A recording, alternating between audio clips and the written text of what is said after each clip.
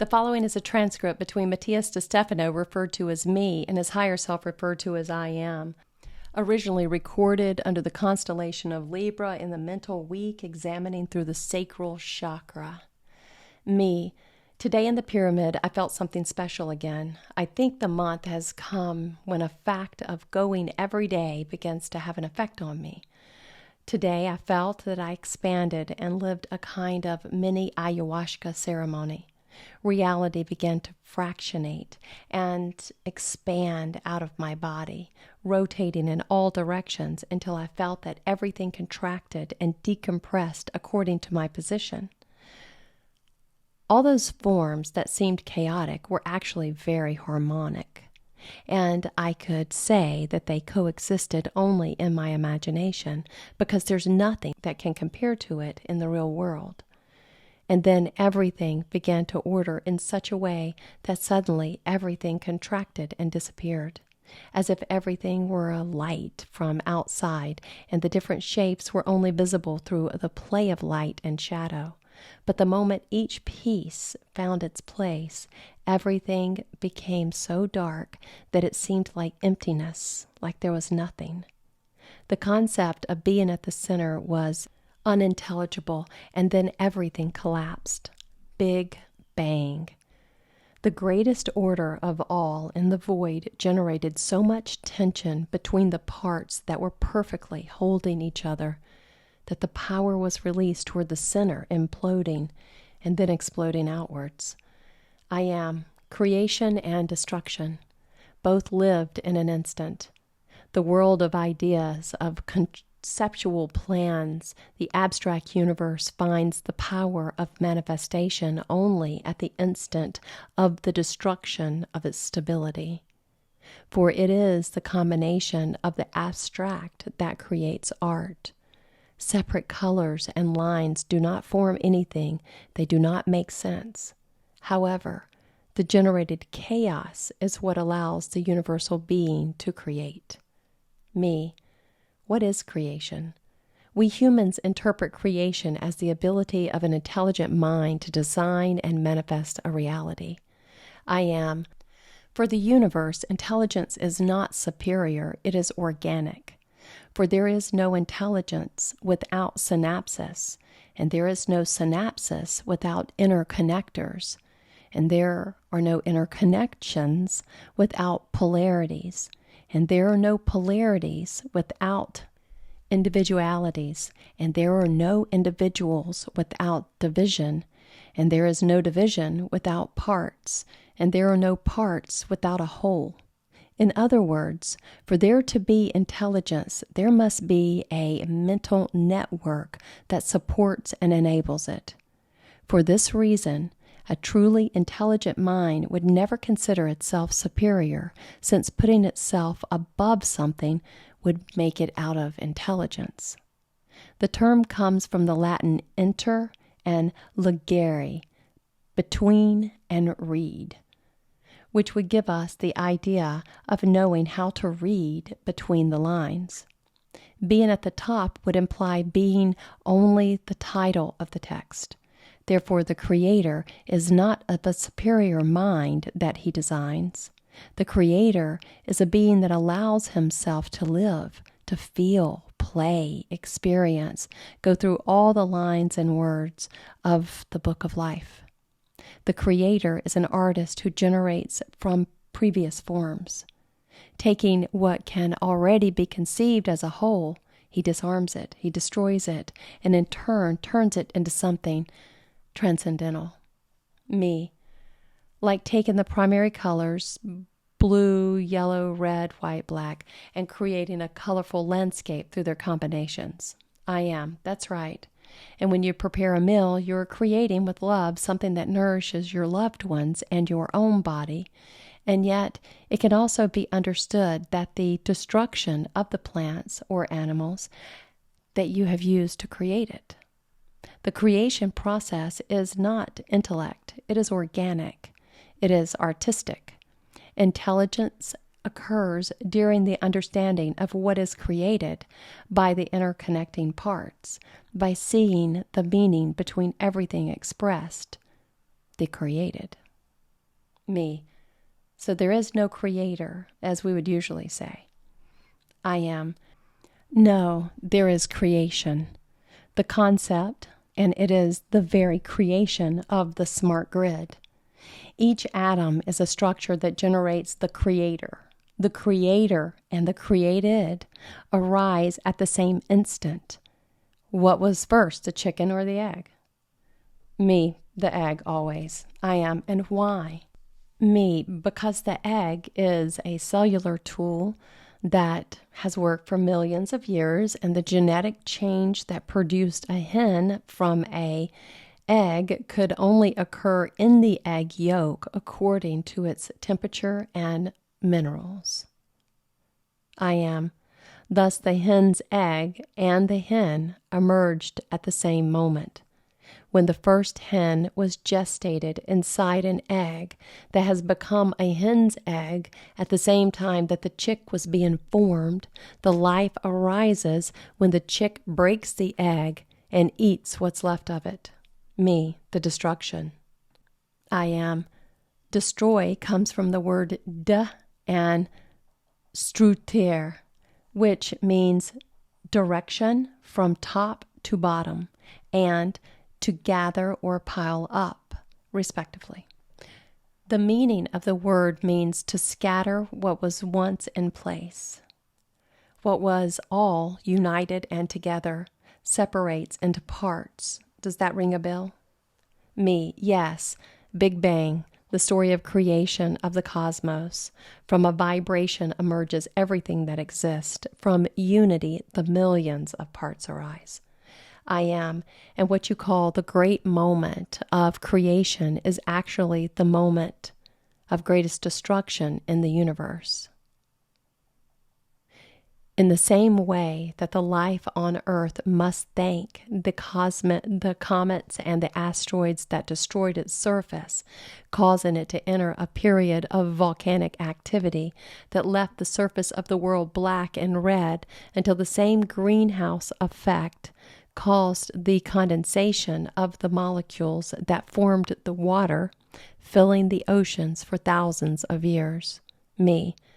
The asteroids and volcanoes that leave desolate and devastating landscapes are precisely those that allow the appearance of life. I am. It is the constant destruction of ecosystems over the millennia that forces life to adapt and evolve. It is the crisis that nourishes the artist with creativity. It is separation that inspires unity. It is a war that inspires peace. It is the problem that inspires the solutions. The questions are the keys to the answer. Me. So what we call the duality of destruction and creation, they are not opposites, but they are exactly the same. But in such a case, the question could arise, what happens when life is destroyed, when ecosystems, towns, cities, countries, families, and people are destroyed? I am. Destruction implies pain, for what was together is forced to separate. Remember, the universe always tries to save the greatest amount of energy for specific moments, which is why organisms structure themselves and affirm themselves in rigid patterns that save strength and vitality. The more you stiffen, the more it will hurt when it's time for transformation. And instead of transforming out of pain, we will call it change. Change comes from the Indo-European scamb, which means turn or curve, unlike transforming, which is changing one form into another. The pain of change is called suffering when the foundations of physical, emotional, and mental stability are destroyed. Suffering comes from the Latin words sub and ferere, below and bear, respectively. This is to endure something secretly, below, hidden.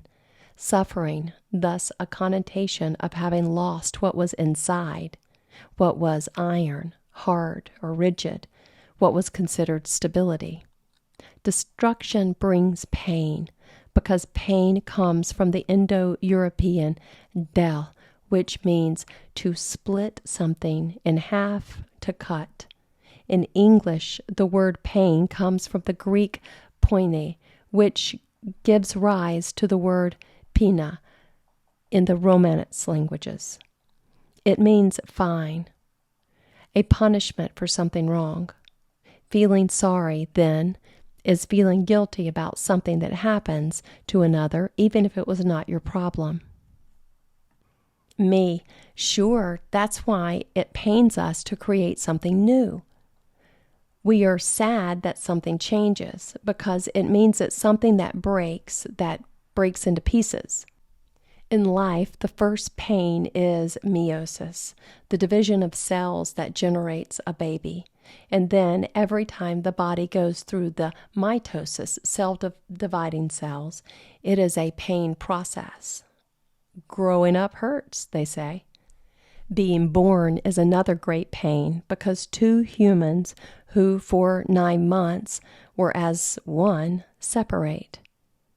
Getting into a fight, breaking up with a relationship, arguing with a friend, getting emancipated. A social conflict divided by a crack of thoughts, a war. All are forms of division, of breaking the parts, and in turn is creating. I am. Well, if there have never been division, life would never have existed, and there would never have been anything, no change, starting with the essentials. Today, we would all still be unicellular organisms at the foot of an oceanic volcano. Me, life destroys itself just to be able to exist. It's almost paradoxical. I am. Even so, there is a balance in everything. Creation and destruction need times of processes that must be harmonious, such as the time it takes for spring to bloom, for summer to bear fruit, for autumn to make the leaves of fall and split, and for winter to contain the strength for the new dawn. All processes of creation and destruction, as in the seasons, whether there are 4 cyclical ones or dry and wet ones, are stages of balance which maintain everything by creating itself in constant harmony through the destruction of the previous ones. Me. And what if it goes out of balance? I am. The process accelerates more, and living beings do not have tools to cope with the process, getting off axis, leading to greater suffering and pain. This is the explanation why there is so much pain in the human world. It is simple. You are forcing the cyclical machine, taking it to the extreme. The more you want to produce, the more you have to destroy, and therefore the more pain you will generate. Me. Sure, that's what makes us seem as if we're constantly suffering instead of experiencing the problem as a challenge. It is what makes us think that destruction is bad because we cannot process the creative in it. I am. And when you split an atom in half, energy is generated. And when you force 2 atoms together, you generate energy. Both paths will give you energy. The wind, the sun, split atoms, split them, destroy them to get the energy. The nuclear fusion of the atomic plants obtain energy by doing the opposite, appealing to the unity of said atoms. In other words, the energy source you understand that putting everything together is not always the most ecological and healthy solution. Sometimes the healthiest thing is to destroy. Only you do not recognize it as such, because you have moralized the concepts of creation and destruction. Me, both are one, and all you have to do with them is to balance them as a consistent pace that does not lead to unprocessable pain, like a war, for example.